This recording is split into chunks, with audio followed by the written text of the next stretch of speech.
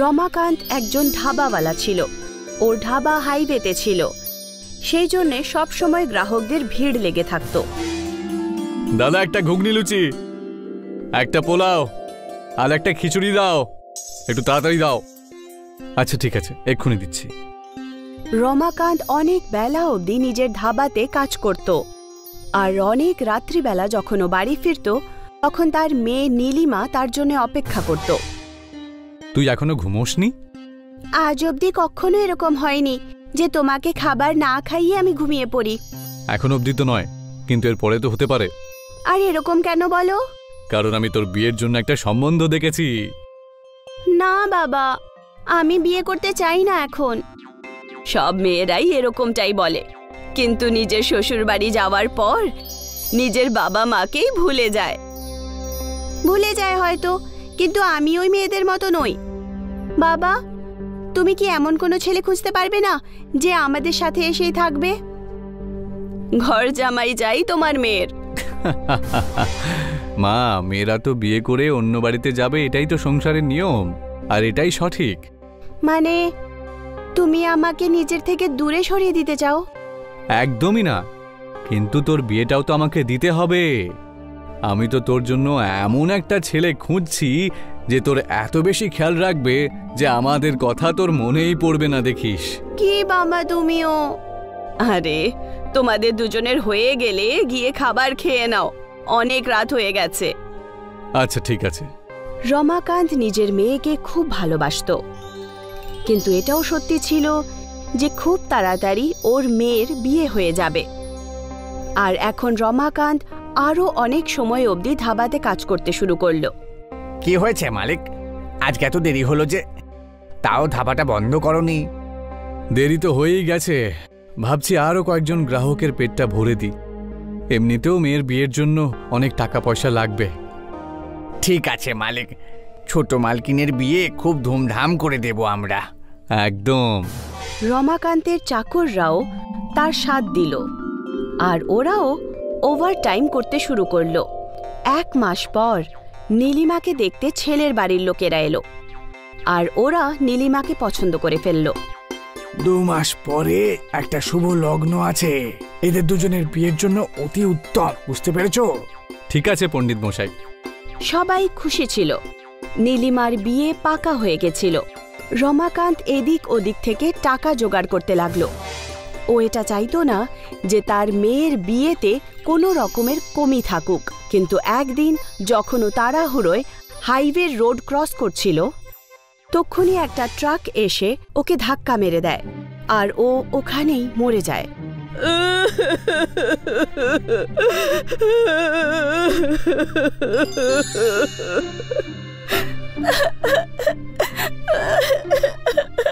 বাবা, যেই বাড়িতে বিয়ে হওয়ার কথা ছিল ওই বাড়িতেই বাবার মৃত্যু হয়ে গেল।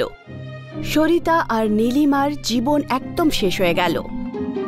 কিছুদিন পর কিশোর রমাকান্তের বাড়িতে এলেন। বৌদি, রমাকান্ত দাদা আমার কাছ থেকে 2 লক্ষ টাকা ধার নিয়েছিল, বলেছিল যে মেয়ের বিয়ের পরে আমি টাকাটা শোধ দিয়ে দেব, কিন্তু এখন তো সে আর বেঁচে নেই, তাহলে আমার টাকা কে শোধ দেবে? উনি আমাকে এই ব্যাপারে কিছুই বলেননি দাদা। সেই সব আমি জানি না, এখন এটা বলো যে আমার টাকা কে শোধ দেবে? আমি ফেরত দেব। আমার বাবার সমস্ত ঋণ আমিই চোকাবো। আপনি ব্যাস আমাকে 6 মাসের সময় দিয়ে দিন। ঠিক আছে মা, আমি 6 মাস পর আবার ফিরে আসব, তখন কিন্তু আমার টাকা চাই, বলে দিলাম। সরিতা নিজের মাথা ধরে কাঁদতে শুরু করলো।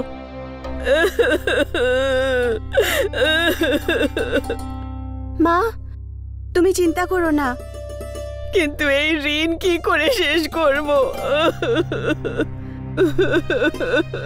কাজ করে আমি বাবার ধাবা চালাবো।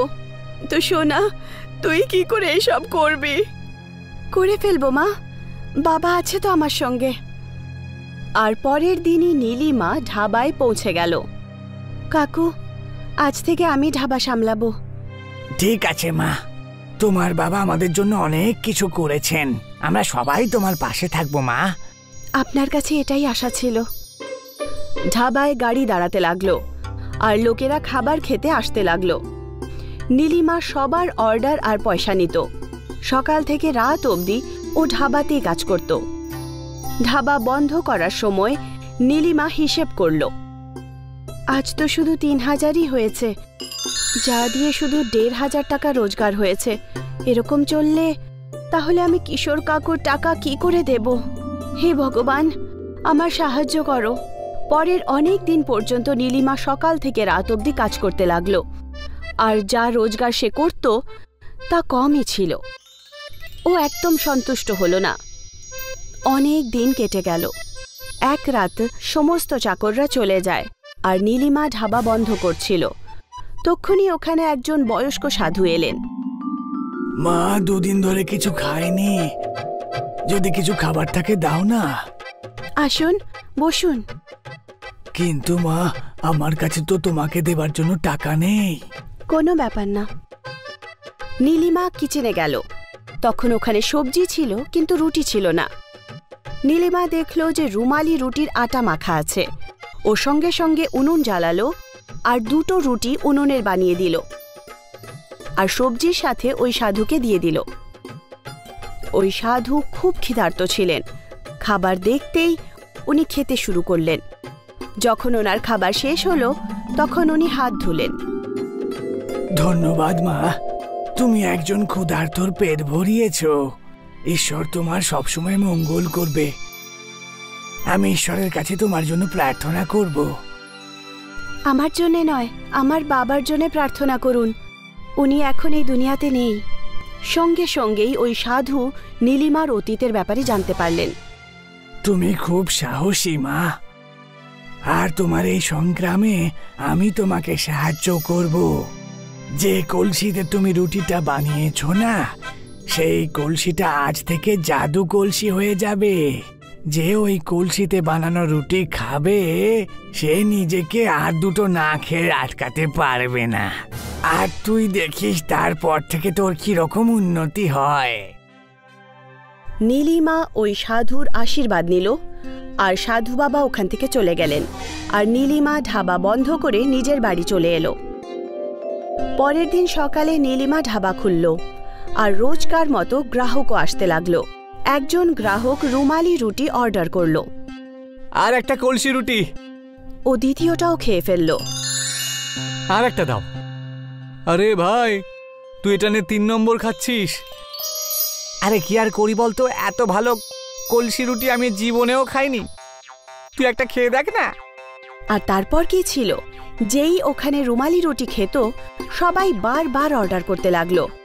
উনুনে সারা দিন শুধু রুটিই বানানো হচ্ছিল। রাত্রিবেলা যখন নীলিমা পয়সা গুনল তখনও আশ্চর্য হয়ে গেল। একই দিনে ওর রোজগার 10 গুণ বেড়ে গেছিল। আজকের রোজগার 15,000। ও খুশি খুশি বাড়ি পৌঁছলো আর নিজের মাকে সবকিছু বলল। সোনা, কিন্তু এরকম কি করে হলো? মা, এই সব কিছু হয়েছে সাধু বাবার আশীর্বাদে। ওনার কারণেই ওই উনুন জাদুই উনুন হয়ে গেছে। এখন তাড়াতাড়ি বাবার ঋণ চুকিয়ে দেব। ভগবানের অনেক অনেক ধন্যবাদ। এখন নীলিমা খুশি ছিল। ও আনন্দের সঙ্গে ধাবাতে কাজ করত। 1 মাস পর কিশোরজি নীলিমার ধাবাতে এলেন। মা, তোমার মনে আছে তো 1 মাস হয়ে গেছে কিন্তু। হ্যাঁ কাকু, মনে আছে। নীলিমা ড্রয়ার থেকে 2 লাখ টাকা বার করলো আর কিশোরজিকে দিয়ে দিল। এই নিন আপনার টাকা। এত তাড়াতাড়ি? মা, এত তাড়াতাড়ি এত পয়সা তুমি কোত্থেকে রোজগার করলে? ভগবানের আশীর্বাদে। নীলিমা কিশোরজির কানে জাদুই উনুনের খবরটা বলে দিল। আর তখন থেকেই ধাবা চলছে আর রোজগারও বেড়ে গেছে। খুব ভালো মা, তুমি এইভাবেই উন্নতি করতে থাকো। আমার আশীর্বাদ সব সময় তোমার সঙ্গে থাকবে। কিশোর নীলিমাকে আশীর্বাদ দিয়ে ওখান থেকে চলে যান, কিন্তু ওর মনে পাপ ছিল। রাত্রিবেলা যখন ধাবা বন্ধ হলো তখন কিশোর ওই জাদুই উনুন চুরি করার জন্য সেখানে এলো। কিন্তু যখনই ও মটকায় হাত দিল তখনই মটকা গরম হতে লাগলো। আর ওটা এত গরম হয়ে গেল যে সেটা লাল হয়ে গেল আর কিশোরের হাত পুড়ে গেল। আমার হাত, আমার হাতটা। কিশোর নিজের লোভের শাস্তি পেয়ে গেল। ও সেই জাদুই উনুন থেকে মটকাও চুরি করতে পারল না, আর ওর দুটো হাতও পুড়ে গেল। তাই তো বলে, লোভে পাপ, পাপে মৃত্যু।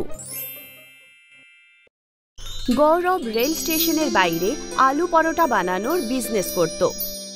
গরম গরম ফুলকপি আলুর পরোটা খেয়ে যান। গৌরবের বাড়িতে ওর মা, মেয়ে আর বউ ছিল। গৌরব সকাল থেকে বিকেল অবধি পরিশ্রম করত, কিন্তু তা সত্ত্বেও নিজের গরিবি দূর করতে পারছিল না।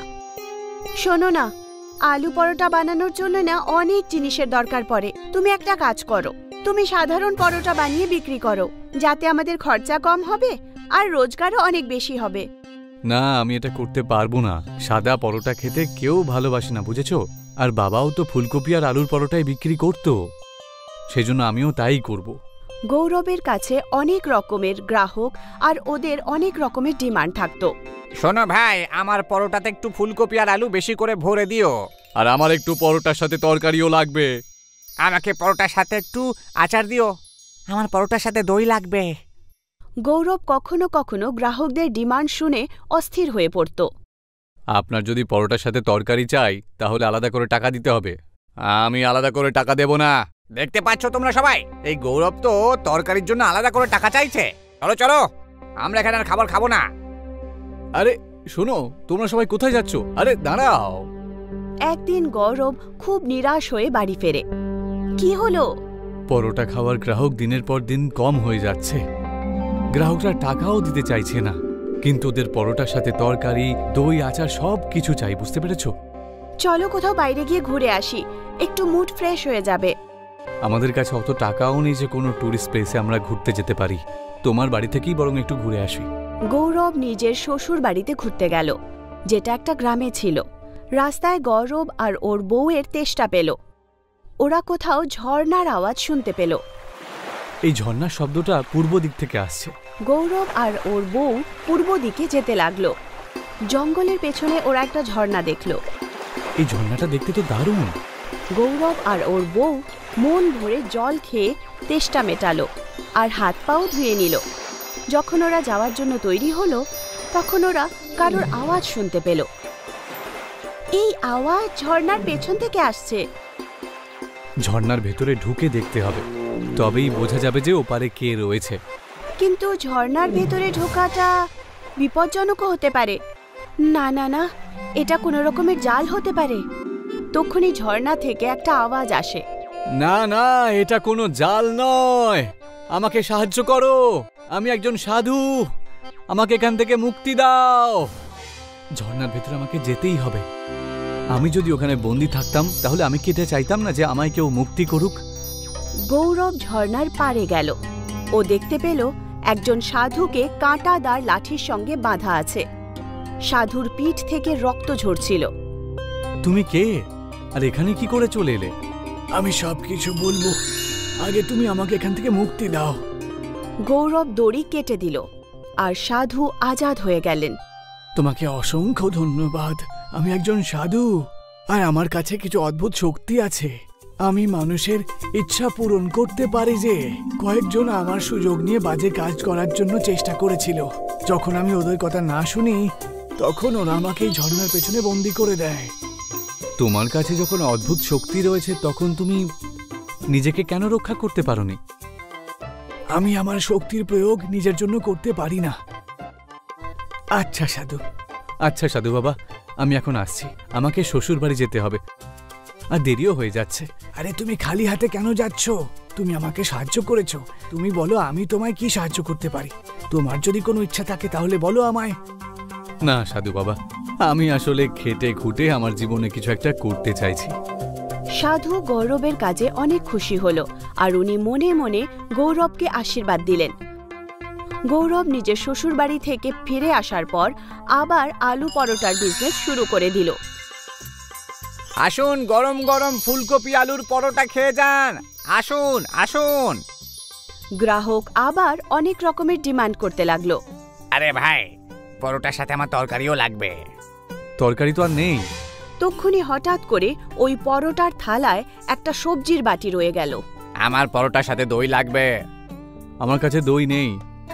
আর তক্ষুনি ওই পরোটার থালায় এক বাটি দই চলে এলো। আমার পরোটার সাথে আচার লাগবে। আমার কাছে আচার নেই। এটা বলা মাত্রই ওই প্লেটে আচারের বাটি চলে এলো। সমস্ত লোকেদের মাথা ঘুরে গেল। এসব হচ্ছেটা কি? আমি তো এদেরকে তরকারি, দই আর আচার দিইনি। তাহলে এদের প্লেটে এসব চলে এলো কোত্থেকে? তক্ষুনি ওখানে ওই সাধু বাবা এলেন, যাকে গৌরব ঝর্ণার পেছনে গিয়ে আজাদ করেছিল। বাচ্চা, আমাকে দুটো পরোটা দাও তো, তরকারি, আচার আর দই দিয়ে দিও। এইটুকু বলে সাধু অদৃশ্য হয়ে গেলেন। গৌরব বুঝতে পারল যে এই সব চমৎকার ওই সাধু বাবার কারণেই হয়েছে। গৌরবের পরোটা খাওয়ার জন্য ওখানে ভিড় জমা হয়ে যায়। সবাই পরোটা খাওয়ার জন্য ওখানে চলে আসে।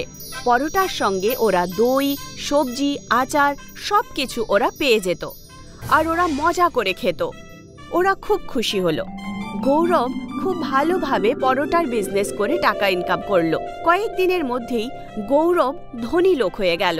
গৌরব সবাইকে সবকিছু সত্যি বলে ফেলল যে এই চমৎকার একজন সাধুর কারণে হয়েছে, যে নাকি গৌরব ঝর্ণার পেছনে গিয়ে মুক্ত করেছিল।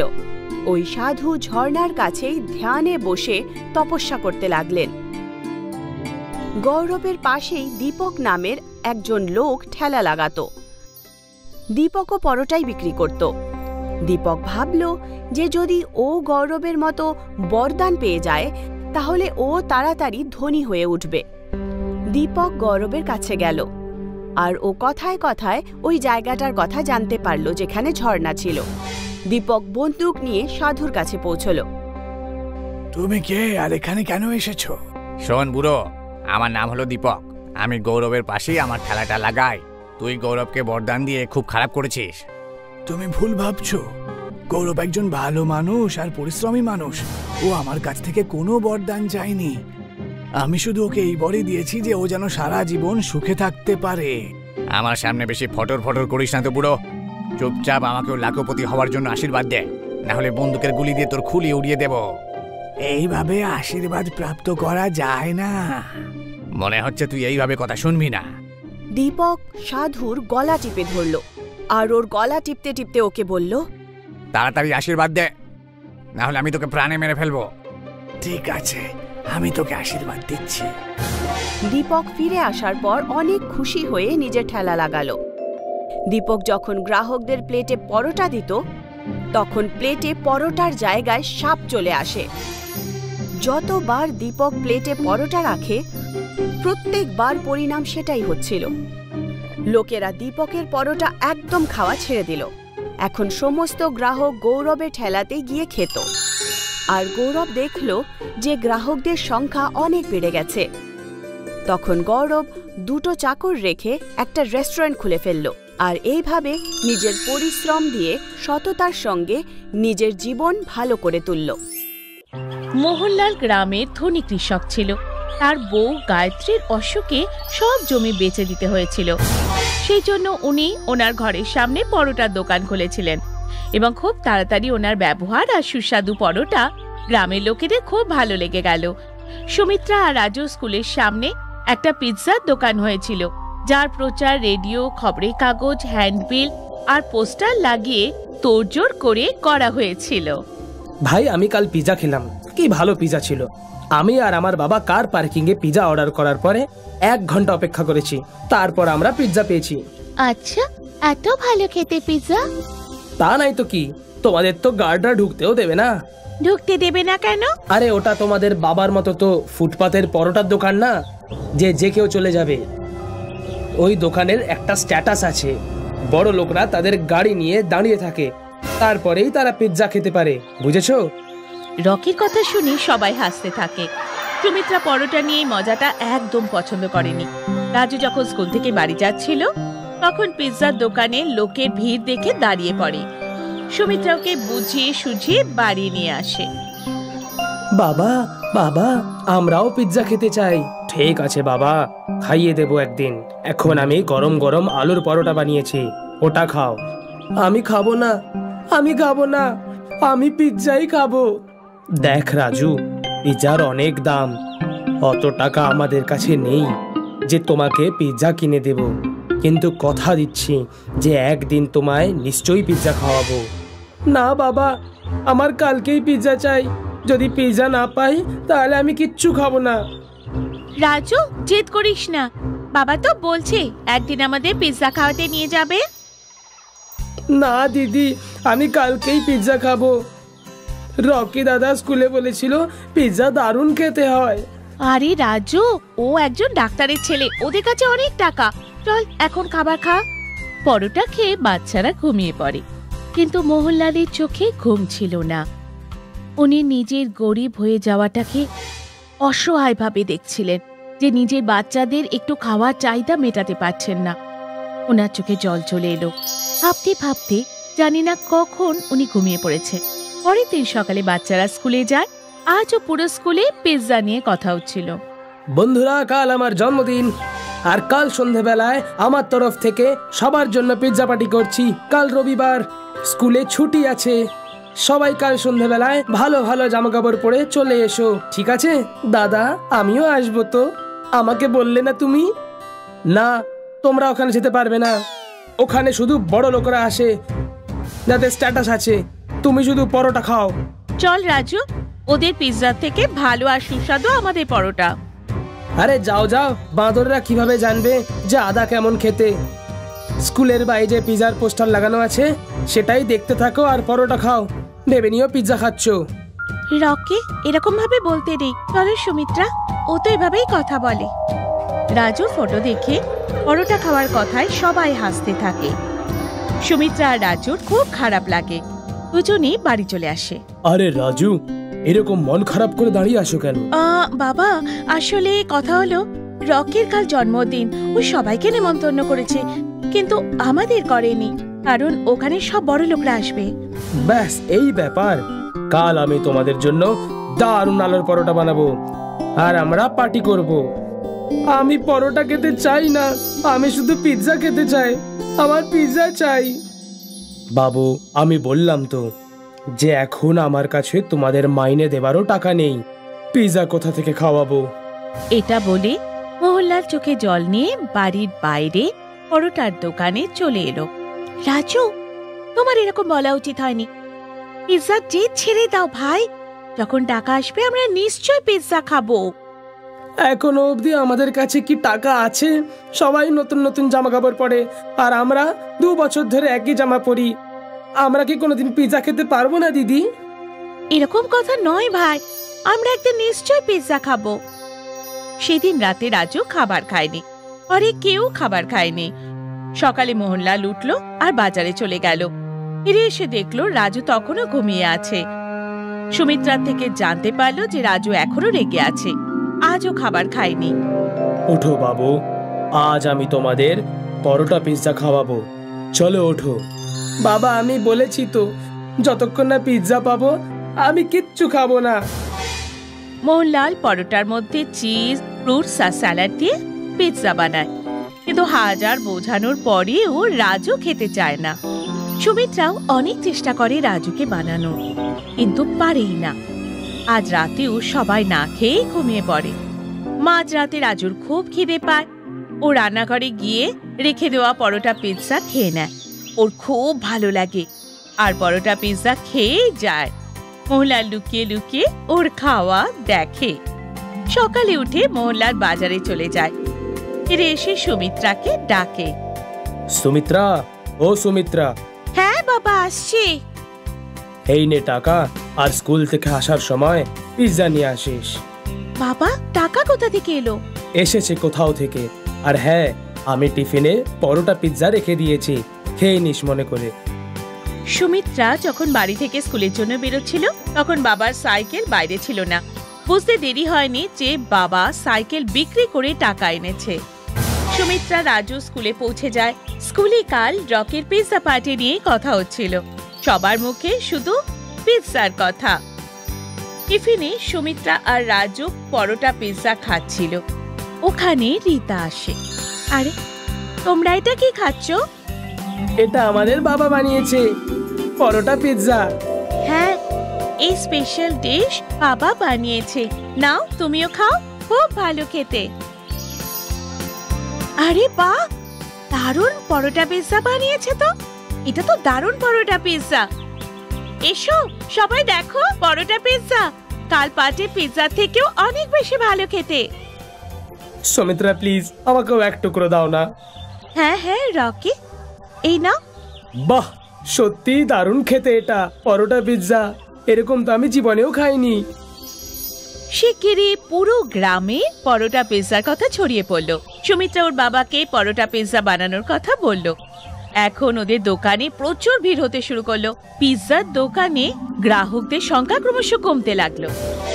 পিৎজার দোকান প্রায় বন্ধ হতে যাচ্ছিল। তখনই একদিন পিৎজার দোকানের মালিক নিজে মোহনলালের কাছে এলো। মোহনলাল বাবু, আপনার পরোটা পিৎজার খুব নাম শুনেছিলাম, আজ টেস্টও করলাম। সত্যি দারুণ খেতে। তোমার হাতে তো জাদু আছে। অনেক ধন্যবাদ। কেননা আমরা দুজনে মিলে কাজ করি। আপনি আমার দোকান চালাবেন, আমি ফান্ডিং আর মার্কেটিং দেখে নেব। যা লাভ হবে অর্ধেক অর্ধেক নিয়ে নেব। মোহনলালের এই প্রপোজাল ভালো লাগলো। দুজনে মিলে একসাথে কাজ করতে লাগলো। তাই পিৎজার টেস্ট আর ভালো মার্কেটিং এর জন্য খুব শিগগিরই ওনার দোকান অনেক শহরে খুলে গেল। এখন মোহনলাল বাবু নামে পরিচিত হলো। শহরের বিরাট বড় বাংলোতে থাকতে শুরু করলো।